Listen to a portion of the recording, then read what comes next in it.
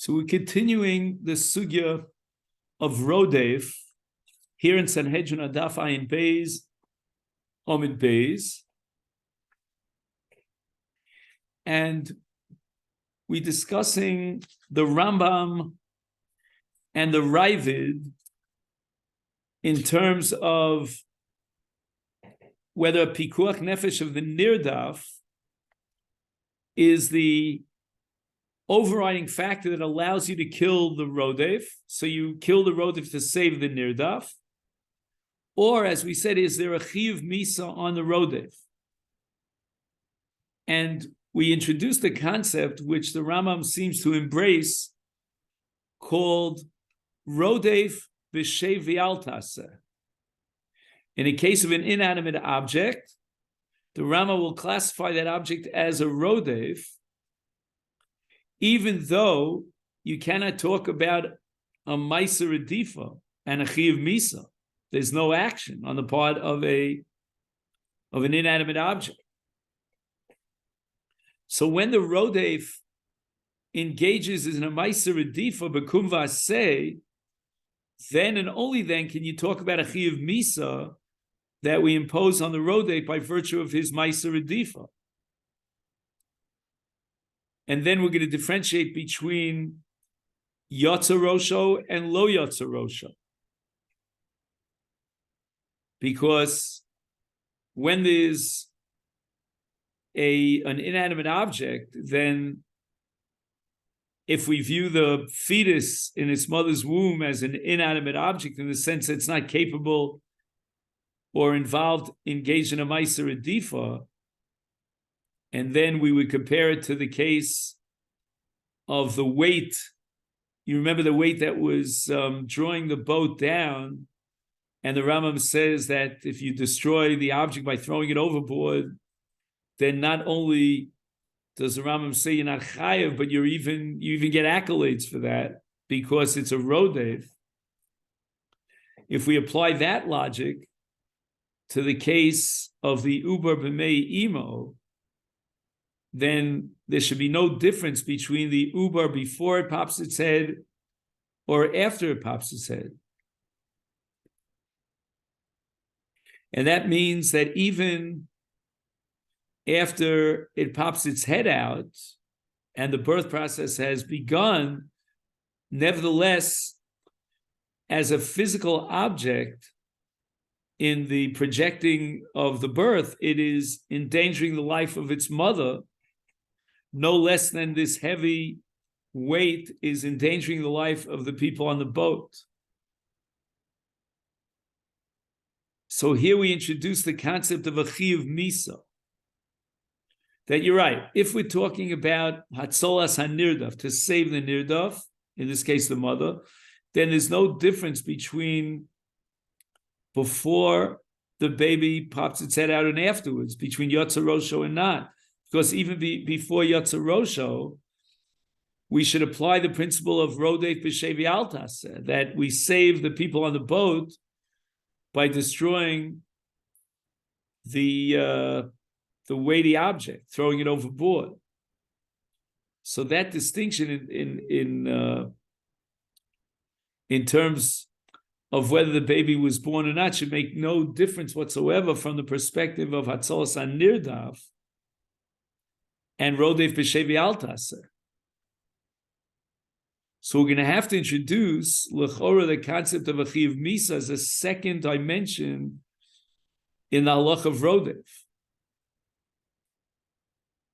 And here's where the Chiyuv Misa is generated by a Maisa Redifa.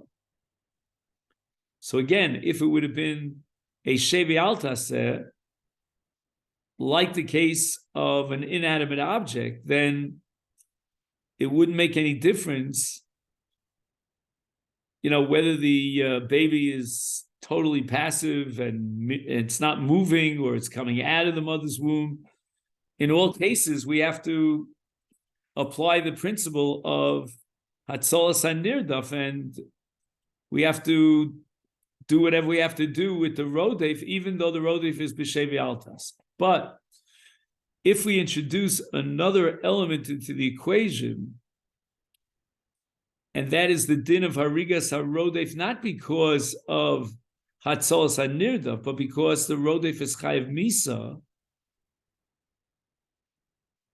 and that's can only apply when the rodef is engaged in a redifa b'kum v'aseh. Then we could perhaps talk about the ubar before it pops its head, before it's born, as a shevi altaseh situation.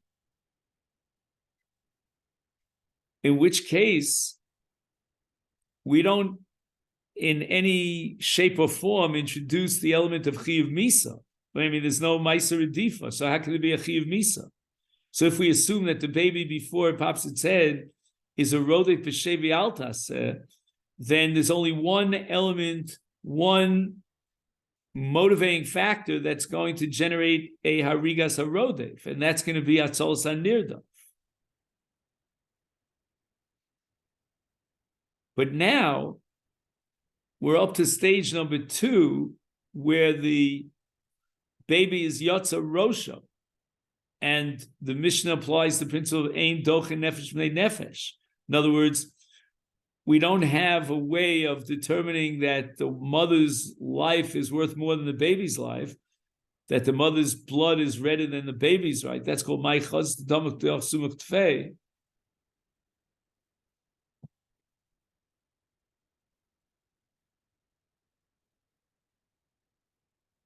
So here's where the Rambam says that after the baby pops its head out,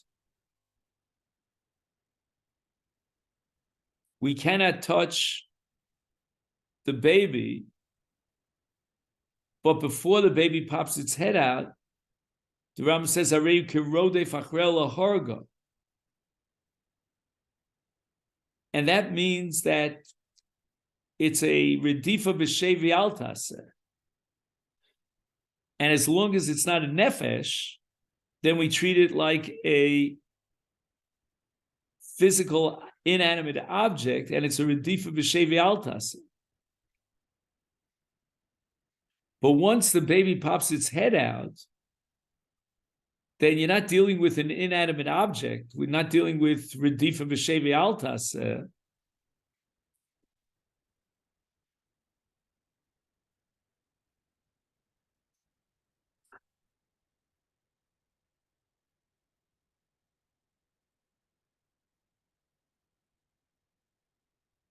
Meaning,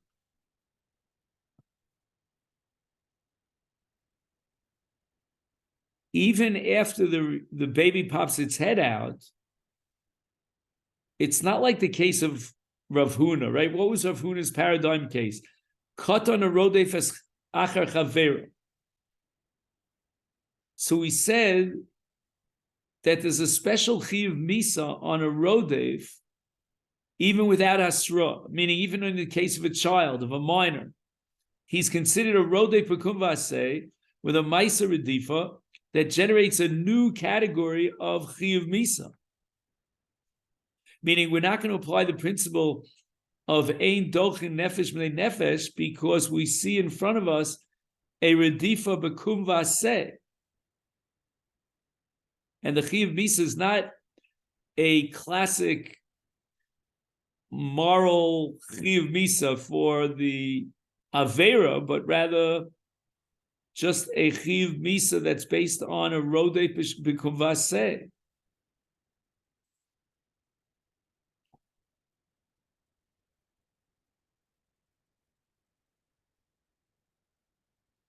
So that even though if you would weigh the two nefashos on a scale, that of the child who's rodef and that of the adult who's nirdaf, they're shavim, they're equal.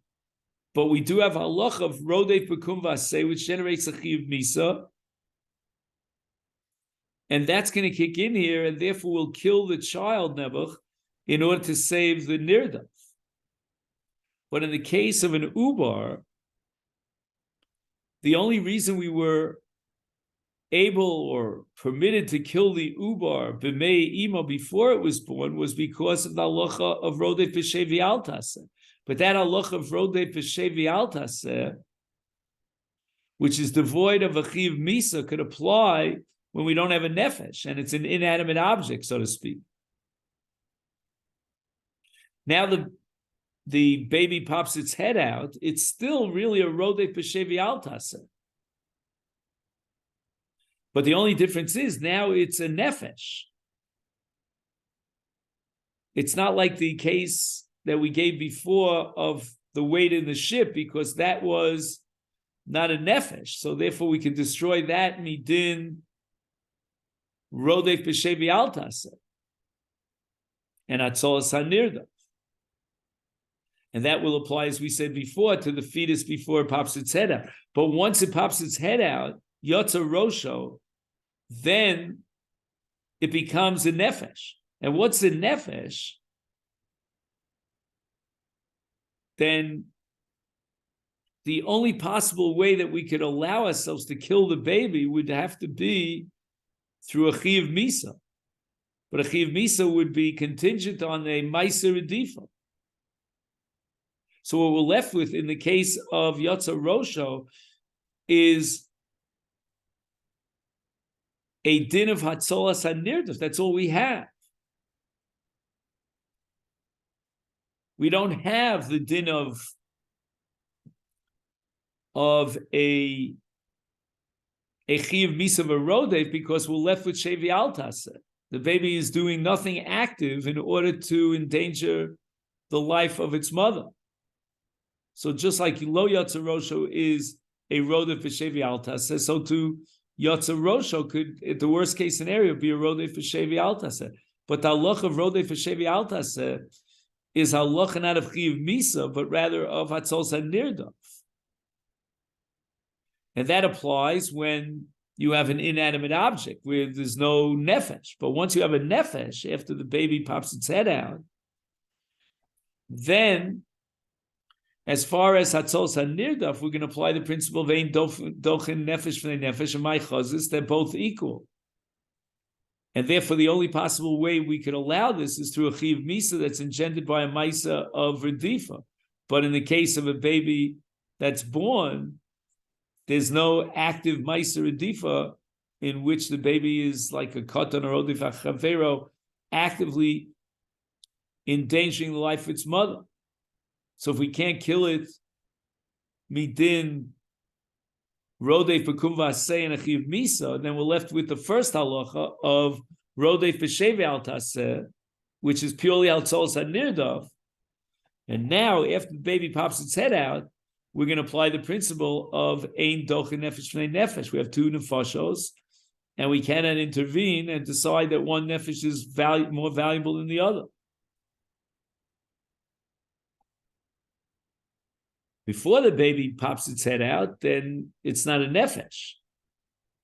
So then you can call it a rodef b'shevi al taseh, and you can make a decision choosing between the mother's life and the baby's life, which life is more significant, which gets kedima in priority. And the answer is, since the uber is not yet a yulud, it's not a nefesh, whereas the mother is a nefesh gemura, we're going to weigh it on the scale, and we're going to opt to save the mother, and we're going to kill the baby to save the mother, because the mother's life as a yulud, as a nefesh, gets kedima over the life of the fetus, which is not yet yulud, and therefore doesn't have the status of a nefesh. So when we compare and weigh on the scale the nefesh of the ubar that hasn't been born yet to the nefesh of the mother, then we tip the scale in favor of saving the mother. And that's like destroying the inanimate object of a rodef b'shevi al taseh for the sake of hatzolas hanirda. But once the uber is born and it becomes a nefesh no less than the nefesh of its mother, and we don't have a meiser redifa on the part of this uber that popped its head out to generate a chiv misa, then we're left with the first halacha of hatzolas hanirda, where there's halacha of rodef b'shevi al taseh, but that's only because we can choose one nefesh over that which is not a nefesh at all, or that which is not yet a nefesh, and it's an incomplete nefesh. So again, we're going to kill the ubar, says the Rambam, b'mei imo, before it pops its head out, because havi harehu kir rodef. It's like a rodef. What does it mean? On the one hand, it's endangering the life of its mother, but on the other hand, it's not actively doing so. It's a rodef b'shevi altasa. So we'll call it kir rodef. And that's exactly what we saw in the Rambam with the case of the ship in Perek Ches Milchos Chovel Mazik Aloch Tesvav, where the Rambam says that a masa, the weight is kimo rodef. It's again kimo rodef. It doesn't have the full-fledged din of rodef that generates a chiv misa. Obviously, we're talking about an inanimate object that's not alive. It doesn't even have the outer trimmings or the similarity to a rodef in the sense that a rodef is bekum vaseh, and here we're talking about shevi altaseh. But nevertheless, we're going to throw the masa overboard for the sake of saving the lives of the nirdaf, of the nidafim, because this masa is endangering the life of those on the ship. And so too the ubar in the mother's womb is endangering the life of the mother.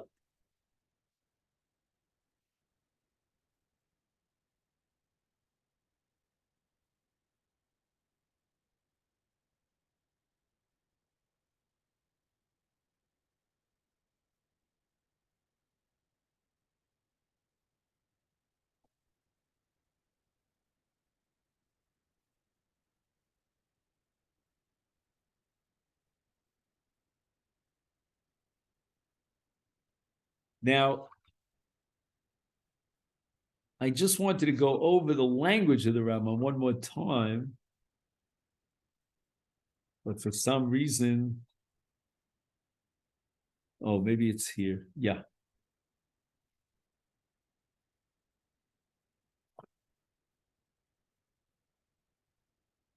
Perek Alf Milchos Shotzech Halacha Tes. We quoted this Rambam the other day. Harezu mitzlosas shelolochos al nefesh harodef. We're not allowed to have any compassion for the rodef. Leficha horu chachamim sheha'ubra shimekashel lele. The mother is on the, in the process of birth. Muta lachtocha ubar b'mei'eha ben b'sam ben b'yad mitnei shehu kir rodef achrei laharga.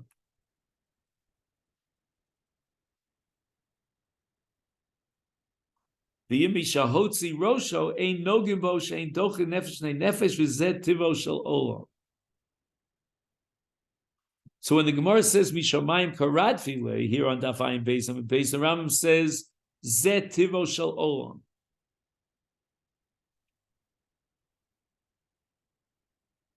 When the Rambam understands that zeh tivo shel olam, he's not saying that the baby's not a rodef at all, but rather it's a rodef b'shevi altasa, because the uber is not involved actively in a ma'aser redifa. So what are we left with? If the ubar is not involved in a ma'aser redifa, we therefore neutralize the element of chiyuv misa. What we're left with is hatzalas hanirdaf.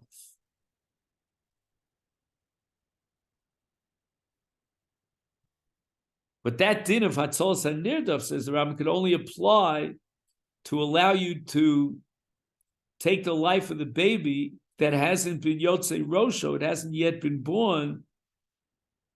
And then we're going to apply the din of kedima to give priority to the mother's life because the baby is not a nefesh. But once the baby has popped its head out, then there's no way you can give kedima to save the nirdaf, meaning to save the mother. Even though the baby is still very much a kirodef, to use the Rambam's language, but nevertheless, in the case of a nefesh, you need the full-fledged Shem Rodef of a Kumvaseh and a Chiyuv Misa. And that we don't have in the case of the baby.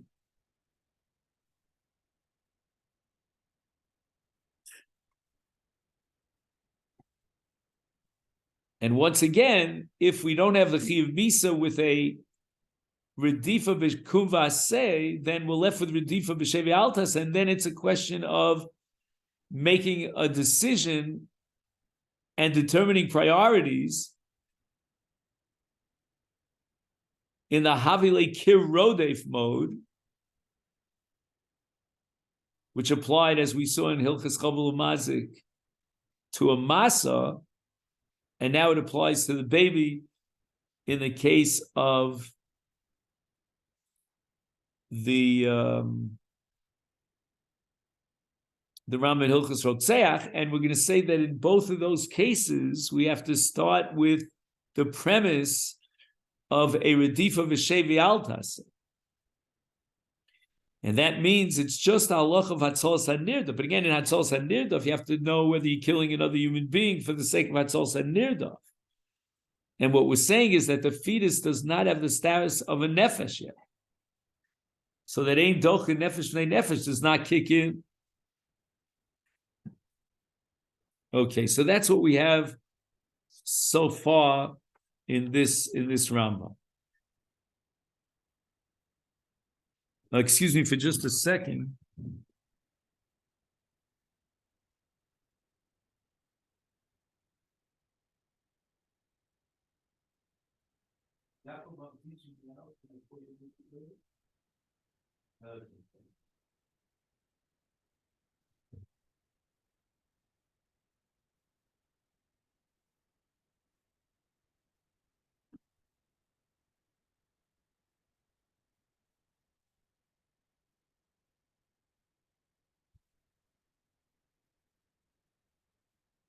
Sorry. I just realized that it's the middle of the night in New York, so it couldn't have been my wife, but okay.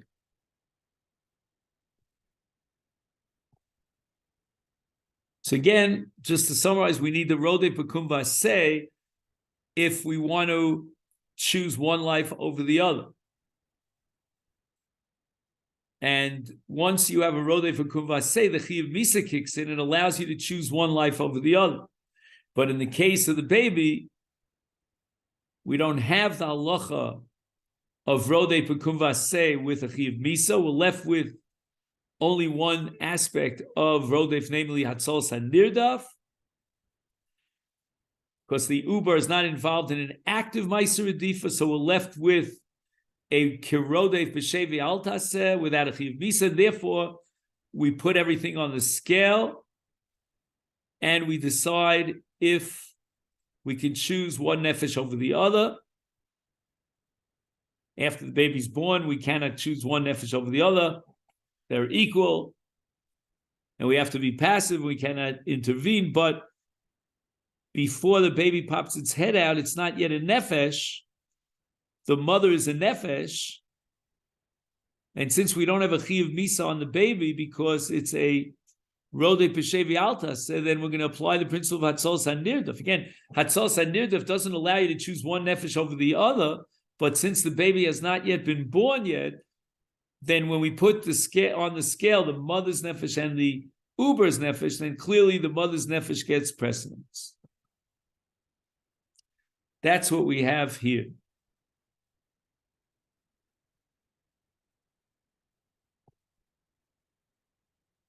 Now,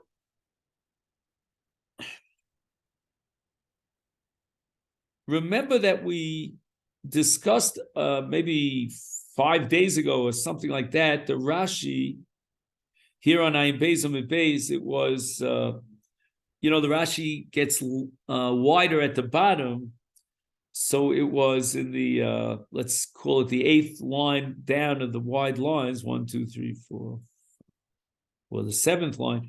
Rashi says, Yotza Rosho, in that Rashi, towards the end of the Rashi, he says, Kol Zman Shelo Yotza Li'avir Olam Lav Nefeshu. And you get the impression from from Rashi that the ubar is not a nefesh at all before it pops its head out.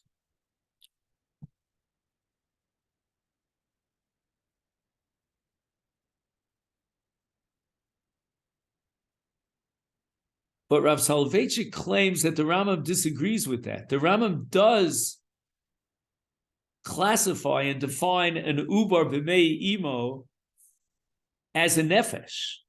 How does Rav Soloveitchik know such a thing? That the Rambam would disagree with Rashi and, so to speak, upgrade the status of an ubar to that of a nefesh, although again it's not a full-fledged nefesh.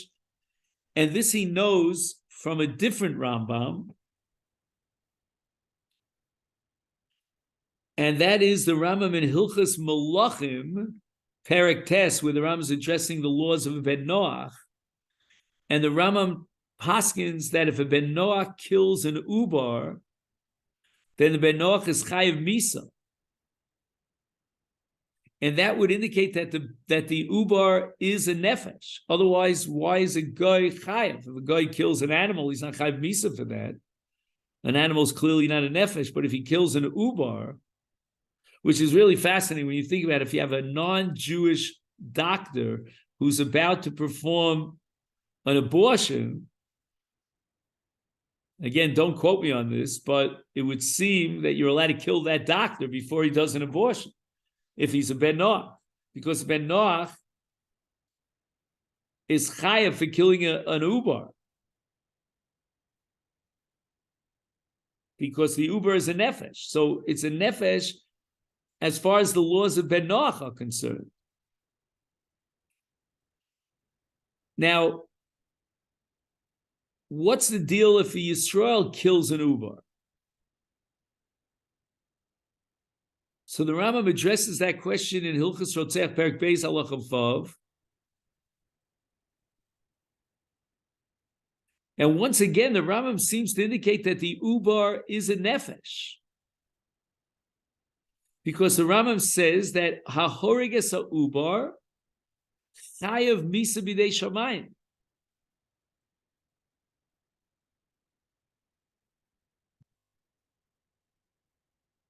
So although in a Jewish court of law, if a Jew was up on trial for an abortion, he would not be put to death by the Beis Din, but up in Shamayim, he's chayav misa.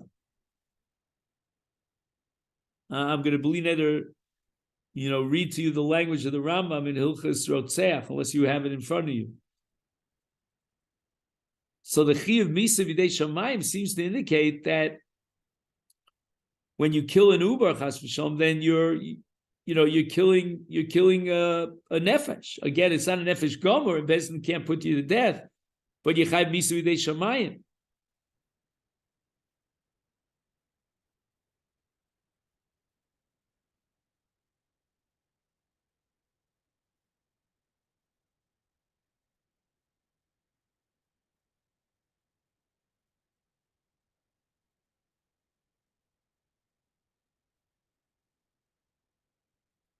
The Rambam writes that a horiges hanefel, which is a baby that's born but will not survive, we know it's going to die, that if you kill such a baby, the Rambam says, Eino chayav misa b'Beis Din, Eino neragol b'Beis Din. Again, the Rambam seems to indicate that even if you kill a nefel that will not survive, you're chayav misa b'dei shamayim. You're only ein Beis Din neragol. Ein neragol of a Beis Din is how much more so in the case of an ubar that's a viable being that will survive. We have no reason to suspect that it wouldn't survive if you left all well and left the birth process to take place.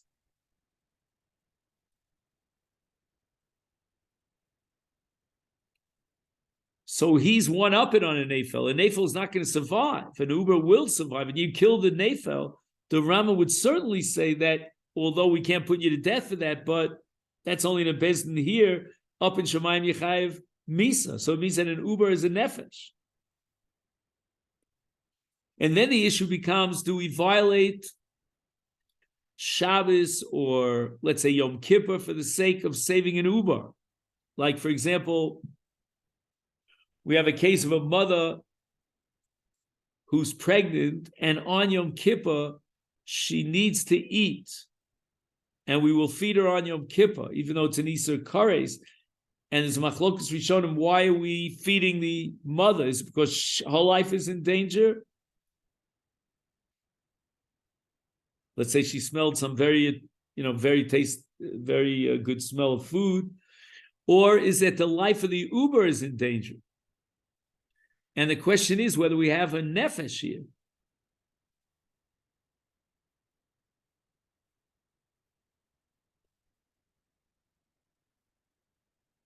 So if, let's say, we machal Shabbos or Yom HaKippurim for the sake of Hatzolas HaUbar, then perhaps that should prove that the uber is a nefesh, and therefore it's pikuach nefesh. I mean, you could say something else. Shmor alav Shabbos achas k'dei shishmor Shabbos harbe. We're anticipating the future observance of the Shabbos, but the simple pshat would be that the reason why we're going to override the Shabbos and Yom Kippur for the sake of Hatzolas HaUbar is because the uber is a nefesh. And that's why the Rambam is only going to allow you to kill the uber for the sake of the mother's survival if the uber is a rodef. As we saw in the language of the Rambam, we'll see it one more time.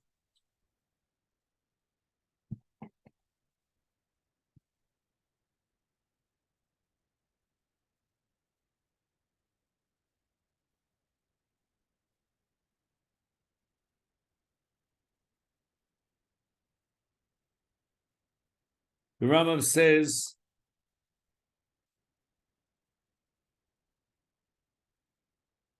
the Rambam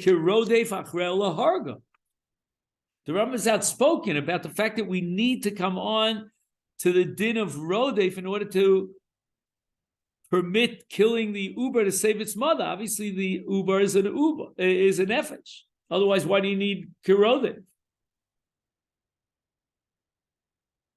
So to save the mother, we're only going to allow you to kill the Rodef to kill the uber because it's a Rodef.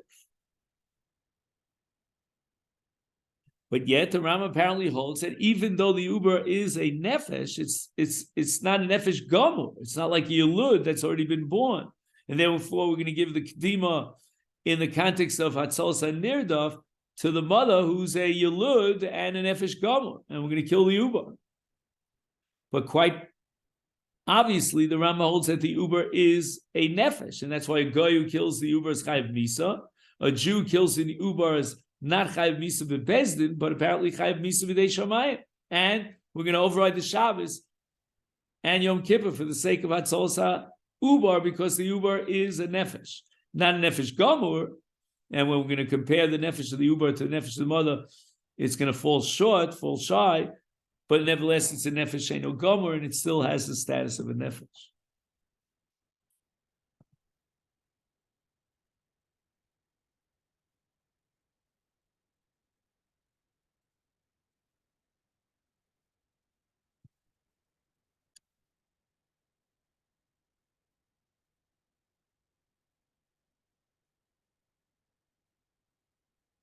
And Rav Soloveitchik has an amazing chiddush here that I wanted to share with you. I'm not exactly sure of the biological details of the scenario, but he describes a scenario in which we need something from the uber, let's say the dam of the uber, in order to save someone who's dying. Not the mother, just to save someone else. And the Rav assumes that according to Rashi, you'd be allowed to kill the uber to save someone else. Lahatzil chayodam. Not the mother, but chayodam. And here we're outside the framework of a rodef. We need the dam of the Uber to save someone's life. Again, it's hard for me to imagine the scenario because who's ever tried to kill the Uber, why doesn't he give his dam? But let's say he doesn't have the right type of blood. I don't know. I don't know exactly if today's science we can determine the type of blood of the Uber, but let's assume we can as the Uber gets closer and closer to full development. So let's say the Uber has that very unique dam that could save someone else's life. Rashi, according to Rav Soloveitchik, would allow you to do so because Rashi's language is that kol zman shelo yotze lav olam lav nefeshu, period. It's not a nefesh. But according to Rav Soloveitchik, we would, according to Rav Soloveitchik's interpretation of the Rambam, we would not permit killing this Ubar. The Ubar is not Rodef. The only reason we're killing the Ubar, which is a nefesh, is because the Ubar has the status of a Rodef. But here the Ubar is not a Rodef. It's not in any way endangering anyone's life.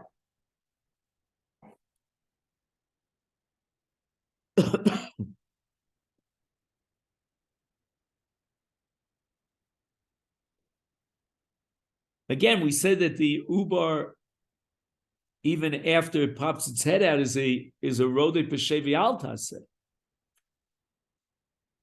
But before it pops its head out, it's a nefesh, but not a nefesh gomor.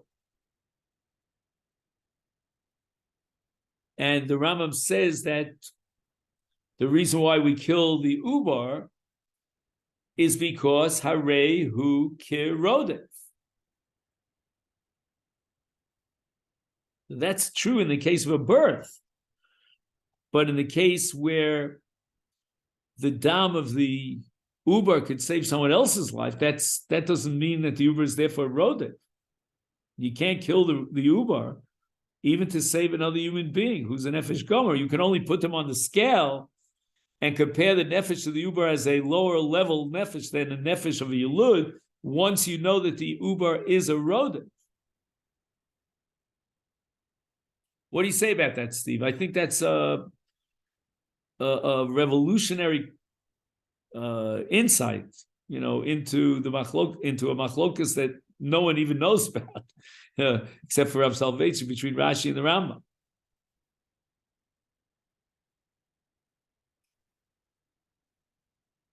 Like if I would ask you intuitively, would you be comfortable with killing an Ubar in order to save another person's life? That's a heavy question, no? And Rav Soloveitchik is assuming that Rashi would okay it. Because we're putting him on the scale as an nefesh sheino gomur, and Rashi holds he's an any nefesh klal. But the Rambam is not willing to put the Uber on a scale and give up the life of the Uber for the sake of the mother, except for the fact that the Uber is a Rodef, and here the Uber is not a Rodef, because it's not endangering the life of its mother. It's, it could be used to save the life of someone else. I don't know. I feel uncomfortable with Rashi, the way Rav Soloveitchik is saying. Rav Soloveitchik understands that according to Rashi, there's a general halacha, a din kloli, that has nothing to do with Rodef, that the Chai Yilud kodmin l'Chai Uber, because an Uber is not a nefesh. And that applies to Hatzolah. Whenever we have to save the life of a Yilud, and it involves killing the life of an Eini Yilud, that's what we have to do, according to Rashi. I don't know, I find it a big chiddush. And the Rambam is not. See, you can say it the other way, that you agree with the Rambam. I mean, that you would agree with Rashi over the Rambam. The Rambam is saying we can't kill the Uber to save the life of someone else because the Uber is not a Rodef. I mean, I don't know. Maybe you would say intuitively you agree with Rashi because we got to save a person's life. But to actively kill the Uber, I don't know. And we live in a society where. In Western culture, they're open to abortion. So they don't seem to have much problem with killing an Uber.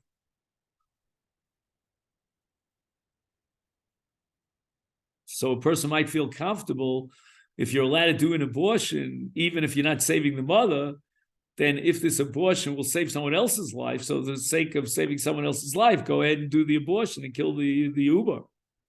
We have such a like a zilzal attitude towards an uber today in contemporary life. But if you look at it from a Jewish perspective, we're saying that we'll violate the Shabbos for the sake of an uber, we'll violate Yom Kippur for the sake of the uber, and we said that if you kill an uber, you might be chayv bisa. If you're ben Noach, if you're Yisrael, you're not chayv bisa b'dei bezdin, but chayv bisa b'dei shamayim. All these dinim, and the Rambam says that we only kill the uber because he's a Rodef. That's a whole different attitude towards an uber. Do you know the name by any chance, Dr. Howie Apfel? Does that ring a bell to you? No. Dr. Howie Apfel made Aliyah from Teaneck, New Jersey, and he is a child surgeon. What do you call that? A pediatric surgeon. Oh, that's what it's called. But what's the chiddush about Dr. Apfel? I don't know how many other physicians fit into this category. I'm sure there are many, but he is famous for in vitro surgery, meaning he does surgery to save the uber, putting, I don't know, whatever it is through the mother and saving the uber while the uber is still an uber.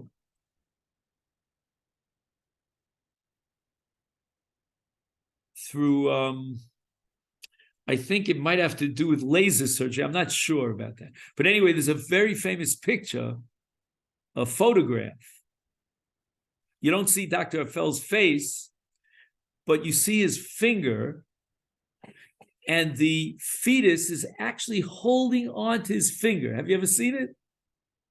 It's a very, very famous, you can get it online. I mean, if you see it, let me know, send it to me. So imagine that the fetus is holding on to his hand, and he saves the life of the fetus by doing in vitro surgery. I mean, that really gives you the impression that the fetus is a being, It needs more time, to develop in its mother's womb, but it's a being. And a ben Noach who kills an uber is chayv misa. Misa's bezdin.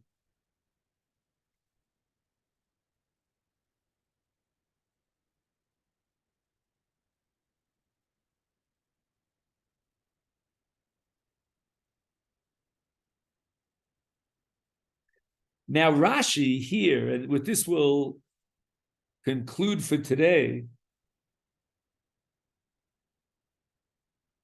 The same Rashi that we saw before, Yotza Rosho,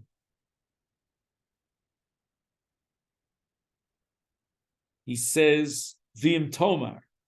Do you see that? It's the third line down in Rashi, Dibra Maskal Yotza Rosho, which is approximately 10 lines down from the beginning of the wide lines. And Rashi asks the following question based on Tanakh.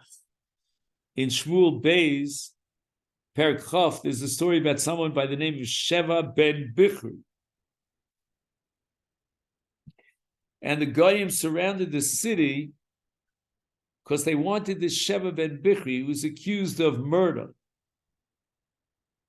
Or no, I don't even know if it was the Goyim. I'm trying to think. I have to remind myself. Give me a minute. And what they did was, they actually, because the city was in threat of being razed to the ground and every last person would die, they opted to give up Sheva ben Bichri and save the entire city, knowing full well that Sheva ben Bichri would be beheaded. Hine Rosho Mushlach Alecha. Dachu nefesh b'nei nefesh. So Rashi asks, how could they give up the life of Sheva ben Bichri in order to save other lives? and we don't assume that he has the status of a Rodef. So Rashi answers, Hasa mishum dafilu lo masru lo, hoyenereg be'ir kshit v'sedu Yoav.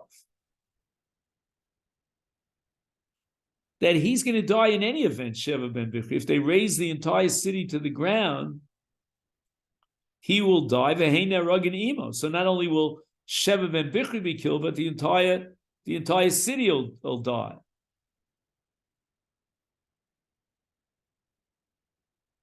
So it's not as if we're opting to kill someone who would live in order to save others, but rather we're giving, we have two choices: either let us all die plus Sheva ben Bichri amongst us, or save the entire city by giving up Sheva ben Bichri.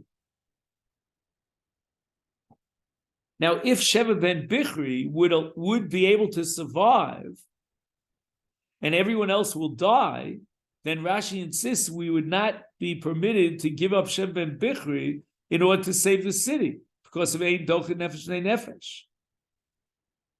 Rashi offers a second interpretation that indeed Sheva ben Bichri was Chayav Misa for the din of Mored b'Malchus, and that's why they were allowed to give him up.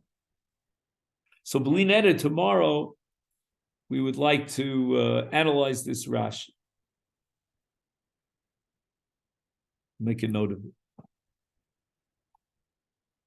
Okay, then. So I wish you a great day and Shavua Tov. Thank you so much.